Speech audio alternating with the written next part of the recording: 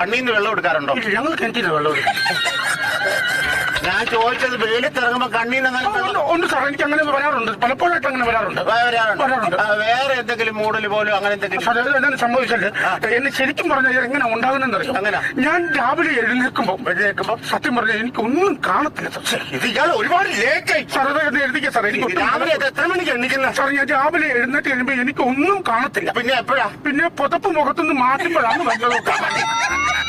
10 മണി വരെ പുതപ്പം ചൂടി കിടന്നിട്ട് എത്രയും പെട്ടെന്ന് എന്റെ കണ്ണൊന്നും നിറക്കും, അല്ലെങ്കിൽ എനിക്ക് പോലീസുകാരിൽ നിന്ന് രക്ഷപ്പെടാൻ വേണ്ടിട്ട്. ഓ മൈ ഗോഡ്, എന്താ സാർ? നിങ്ങളുടെ കൃഷ്ണമണി മരിച്ചു കഴിഞ്ഞിരിക്കുന്നു.